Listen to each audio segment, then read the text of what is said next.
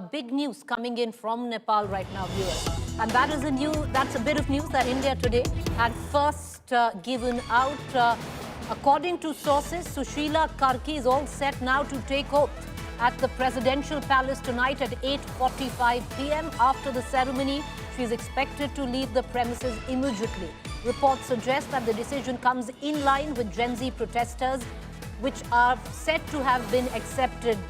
Viewers, we began the bulletin that there are 3 demands that have been kept by Sushila Karki, and one of the sticking point in that was the dissolution of the parliament, which most political parties had said that they did not want. It seems all the 3 demands have been accepted, and the front runner to it was Sushila Karki. And Sushila Karki at 8:45 p.m. ending the uncertainty, the political uncertainty which was reigning on the streets of Bihar. Word coming in at 8:45 p.m. this evening, Sushila Karki will be taking oath as the interim Prime Minister of Nepal. Nepal's House of Representatives will be dissolved. This was a big sticking point. President Ramchandra Podel, who had been adamant about dissolving the House of Representatives only after Karki was handed over the leadership of the government, has now backed down. Sushila Karki, was the first Chief Justice, woman Chief Justice of Nepal. She took oath in 2016, if I'm not wrong, and now she will be the first woman Prime Minister, interim at that, where Nepal is concerned. My colleague Amit Bhardwaj is joining us for more. Amit, all decks have been cleared, ending political uncertainty right now. There was an uneasy calm that continued to prevail in Nepal. 8:45 p.m. Sushila Karki will take oath. Understandably, the 3 demands that she'd put forth have been accepted. The sticking point in that was the first demand, which was the dissolution of the parliament. What's more that you can add? Preeti, we have also been confirmed by one of the top Gen Z leaders who were part of the deliberations and discussions for formation of this interim government that Sushila Karki is going to be the head of the interim government. At this point in time, we do not know for sure as to whether she'll be called the Prime Minister. I believe there could be a change in the terminology for her as well. She, in most likelihood, will be referred as the head of the interim government because there are constitutional provisions which were becoming roadblock for making her the Prime Minister of the interim government of Nepal. But I believe what we are given an indication that there could be a change in the terminology for her. The interim government is coming in place from 8:45 today in Nepal. So this is a historic moment, one of the defining moments ever since democracy was brought in Nepal, and that revolution happened on 9th of September.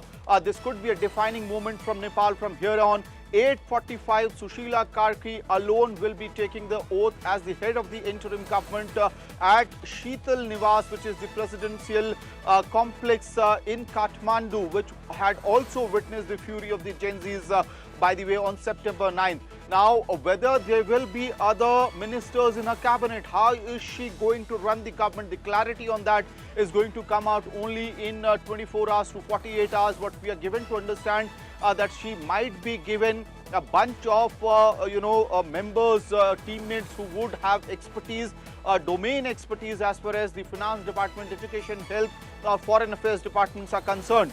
And the prerequisite for this interim government to come in and dissolving the parliament was also because the Gen Z and youth leaders such as Balen Shah have made it pretty clear that the roadmap for the fresh elections in Nepal has to be, chalked out at this point in time. So unless you have the parliament getting dissolved, how do you conduct a fresh elections within the span of 6 months? And that is why this demand was put forward by the Gen Z groups as well as the leaders such as Balen Shah that this particular parliament needs to be dissolved. More so because the September 9th revolution of the Gen Zs was to ensure that the political elite of Nepal is ousted from the power circles, and that is what has been For that, there was a prerequisite that this particular parliament needs to be dissolved. Otherwise, even if you have an interim government and Sushila Karki as the Prime Minister, head of that interim government, the same lawmakers will be inside the parliament against whom the entire revolution had happened on September 9th and whom the Gen Zs consider the corrupt political class of Nepal. So that is why they were adamant on this particular demand that the parliament has to be dissolved. That would ensure two things. Number one, the entire political elite of Nepal is ousted from the power circle. Number two, that opens the door for the fresh elections to be conducted in Nepal within 6 months. So the doorway for that has been opened. What I'm given to understand, Sushila Karki is going to take oath at 8:45 inside the Sheetal Nivas, where she was holding parleys and discussions, deliberations until 3:30 a.m. today. And she was called back right in the morning. When I went to her home in the morning, I was told that army came in and requested her to come along so that this chapter can be formalized, the framework can be cleared so that the interim government can come into place. And the bigger question, what about the cabinet? Let's wait for next 24 hours to 48 hours. I believe there could be an domain experts who might come in, kick into the place to help to run the government for next 6 months. Preeti. All right, so because that's the big news that we are breaking, something that we had broken earlier on in the day as well, and now confirmation coming in. Sushila Karki will be taking off at 8:45 p.m. this evening. Because Sushila Karki, a fearless figure where Nepal judiciary is concerned. She was the first woman Chief Justice of Nepal. She'd taken oath in 2016. She had a one-year term and had made some very, very decisive judgments there. One of them, which will go down into the hallmarks of Nepal's history, would be to give citizenship rights to the children of Nepalese mothers. So, that was just one of the revolutionary verdicts that Sushila Karki had given.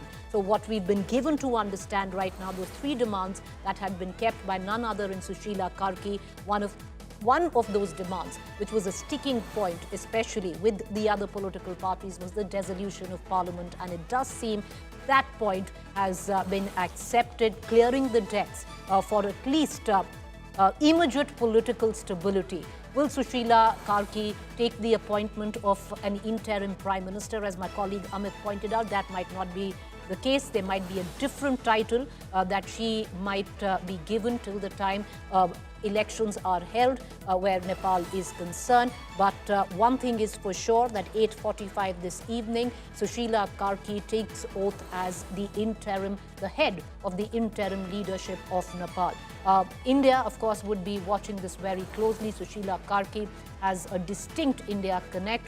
She studied in Banaras, where Banaras Hindu University comes into question.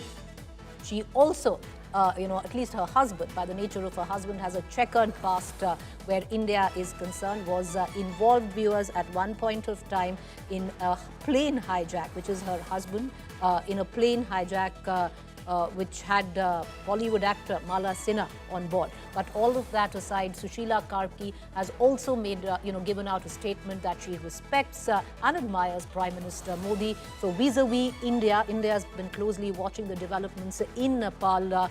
Somewhere down the line, that is also heartening to note that, at least that statement coming in from the next interim head of Nepal.